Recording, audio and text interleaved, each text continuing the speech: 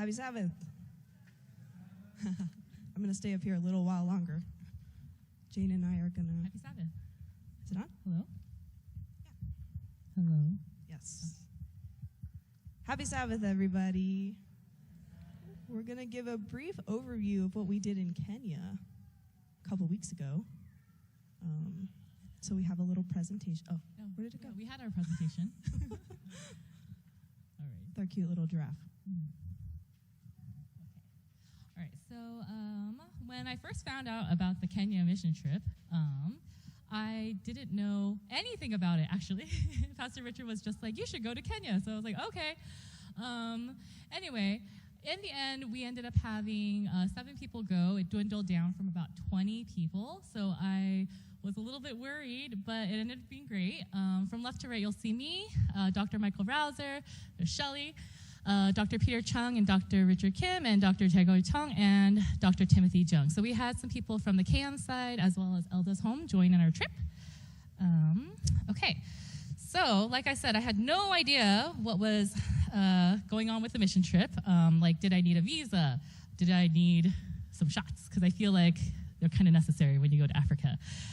So I found out I need to get the yellow fever shot. Did you guys know that the yellow fever shot costs like $300? Yeah, I had no idea. And there were supposed to be a lot of mosquitoes, so we had to get repellent. I also found out we had to wear long sleeve the whole time. There was going to be about like 90% humidity. So I was like, okay, let's figure all of this out. Right. Yes. And then I also wondered, why is everyone not going on this trip? Is there something that I don't know? No, we started with a bigger group. Are some of you guys here? What happened? Some of you guys are here today. Did they cancel because there was something there that I definitely missed while I was gone on a trip and came back to like 7 people going to this trip? I don't know.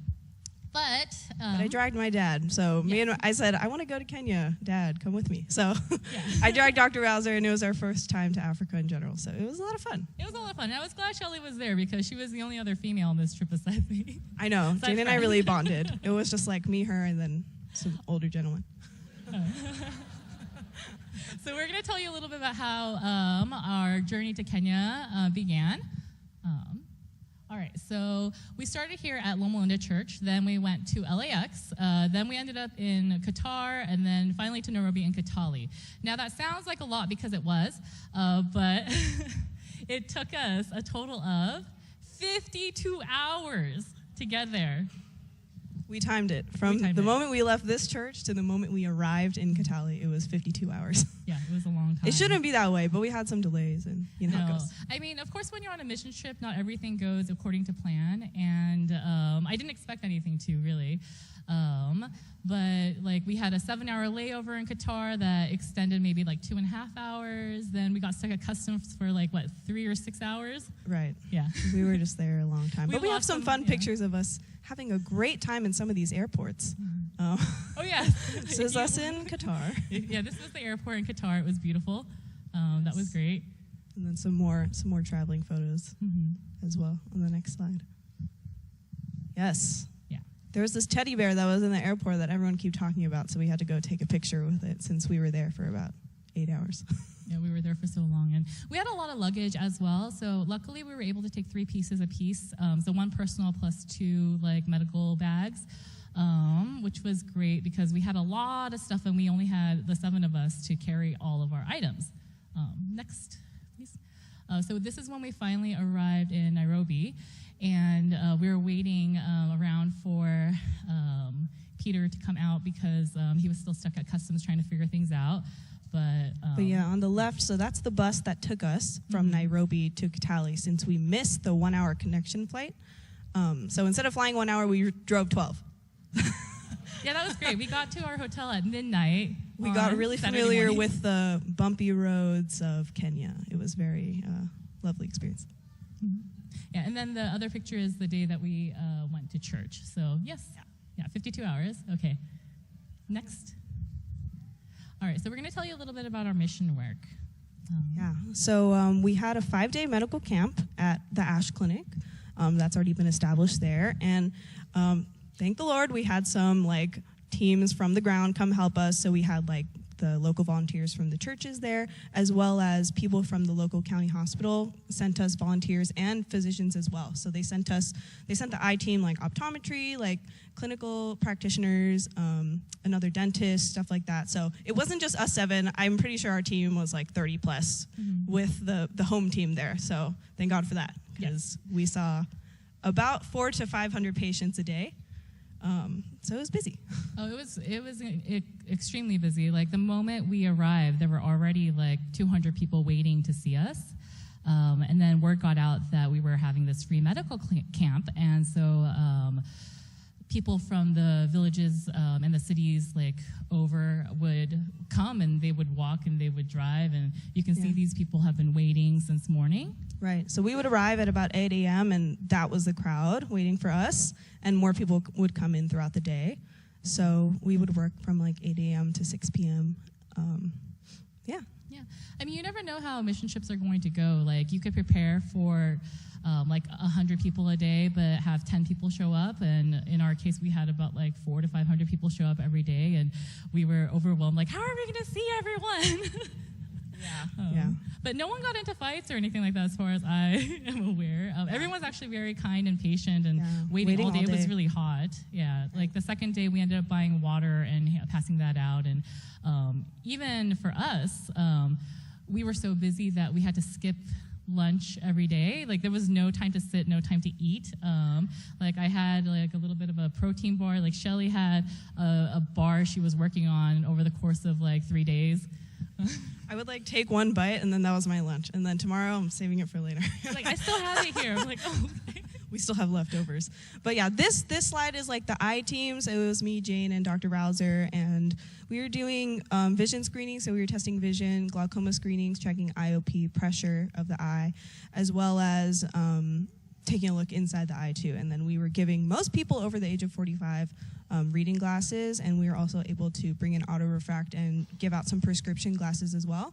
So that was really exciting to see. There were a good handful of kids who were pretty myopic. Like we would use the auto refractor, it said like anywhere from -3 to -8.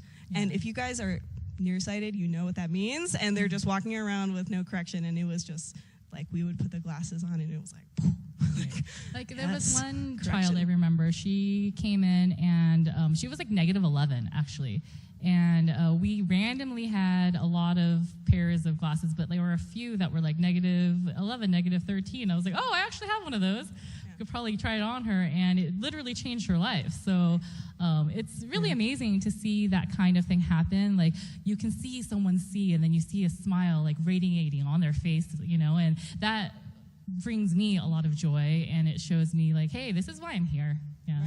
Right. And something as simple as reading glasses. You know, here we can get readers at like the Dollar Tree, and you don't think too much about it, but no one there had reading glasses, and so everyone was, you know, over the age of 50 complaining, you know, I can't read my Bible. So you give them a pair of readers, and they can go home and read their Bible again. And obviously, we were working with the local Kitale Eye Clinic, so that's the eye unit that they have there at the county hospital. So we were working with them to refer the more serious cases as well. And I think if you go to the next slide, we can show a little bit of Dr. Rouser's work at the Kitale Eye Unit. So he went there and gave the staff a CME lecture about diabetic retinopathy, and he also was able to do some cataract surgery at the end of the week with the one singular ophthalmologist that's in the city, Dr. Rono.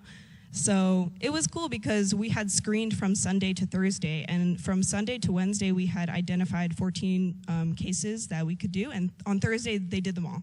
So it was great. You know, we showed up, identified some people who needed cataract surgery, and got it done. Yeah, and then another thing that was really awesome was we had all those local volunteers come in, and we were able to train them and show them how to do a simple eye exam, and also show them how we can hand out readers to people. So we had, I think, about 2,000 or so readers that we took. We must have given out at least 1,000 of them. So we left what was left behind and asked them to hand it out at their clinic. Yeah, and obviously in addition to vision, we had the ENT services, and we had dental, and we had medical. So it wasn't just eyes that we were screening. So we were, Dr. Richard Kim was working with the medical team, and they have a lab right there in the clinic. So they were identifying malaria, treating And also the dental team was doing extractions, stuff like that. So some good work. I mean, we're just talking a lot about the eye clinic because we were directly involved. And I don't know how many times I asked someone, una vizuri, like, is it clear? Iko sawa? Yeah, we learned some Swahili. We learned a little bit of Swahili. Eye-related Swahili. Okay. But, yeah, we can go on. Okay. So that was a little bit of the hotel. I just thought that Doctors Peter and Timothy looked really cute there. So that's why I included The dynamic duo, yeah. for sure. I mean, like I said, we skipped lunch, so that was my lunch one day. And we would go in to get dinner at the hotel, and it would take about 3 hours to get our meals. So we were always done eating maybe around 9 p.m. But we would go, we would order, then we would go up to shower, come back down, our food would not be ready yet. So we keep waiting and waiting and waiting. But remember, we got to the clinic by like 8, right? So I think we had our breakfast around like 7, so we were up by like 6, so we had our meals around 7 a.m., then our dinners around 7 p.m. And it was fine. Intermittent fasting. Yeah. Intermittent fasting. That's not the main focus, so let's move forward. All right. But yeah, in total, we assume, we didn't really keep track. It was very hard to keep track, but we saw about 400 to 500 patients a day. So then, at the end of the week, you can do the math, 1,500 to 2,000 patients. We're not exactly sure. But yeah, I think it was a really successful trip, and I had a lot of fun. And then, of course, we capped the end of the trip with a 2-day safari. So this is just a picture of our volunteers. So on the last day of our clinic, we had a half day, or what was supposed to be a half day. It turned out basically to be a full day because we didn't want to turn anyone away after they had already shown up. And I think we had about 30 people here. So yeah, we were very blessed in having local volunteers come and help us, especially because we don't speak any Swahili, and a lot of the people there obviously do, and they did speak some English, but it wasn't always enough for us to be able to help them with their limited English and then our limited Swahili. So it was a true blessing to have all these people help us while we were there. I think then we just have some pictures of some animals we can click through. Yeah, because the safari was really cool. All right, so if I'm here, Shelly would be where the elephant is. Yeah, that's how close. So you guys. Our tour guide had no fear. He was just driving right up to them. Shout out to John. He was the driver. So cheetah and leopard. Apparently leopards are very rare. And we saw one, actually. We were very, very lucky. There's only 30 inside the entire park. Then zebras, and that's the, I think, Ugandan national bird. I don't know what it's called, though. But yeah, overall, very successful and blessed trip. The next time church decides to go to Kenya, you guys should come. We need more than 7 people. And just to give you a sample of what it looked like, this was a vehicle that we were in on the left-hand side here, and on the right, actually, we ended up helping someone out of the mud. Yeah, we had to pull them out. Towing people out of the mud was like a multiple time a day, occurrence. But our driver was saying, he has to help because you never know what's going to happen while you're out there. And yeah, I think that, was a very Christianly thing to do. Yeah. And at the end, we also got to visit the Maasai village. Yeah. Okay. So you can see all of this. So I just want to close with this verse from Ephesians 4:32, and to be kind to one another, tenderhearted, forgiving one another, even as God in Christ forgave you. So, like I was mentioning, we on the last day of our clinic, we had a big get-together with all our volunteers, and we went to lunch, which actually ended up being dinner. But the local pastor, Pastor Jamasoda, he talked about this verse when he spoke at our farewell meal. He told us that you can do God's work, but it can go dry. And that's why we need tender hearts and we need love. In this verse, Paul tells us to remember to be tender-hearted. Love is essentially what makes us human beings, which comes down to this: being kind to one another. Without love, it's hard to do work in any position, regardless of your profession. And without love, work becomes burdensome, you get irritated, and maybe people don't even want to be around you. But when you are around people filled with love, there's a spirit that keeps the flow going, and that love and kindness begets more love and kindness, and there's joy. So I think it's true. Without love, can you do a mission work, or can you do any kind of mission work or any work at all? There's no motivation to do anything. you're just miserable all the time. But where there is loving kindness, there's compassion and there's forgiveness. And everyone needs a little bit, actually a lot of it of that. So may the Lord keep our hearts tender and loving. Thank you.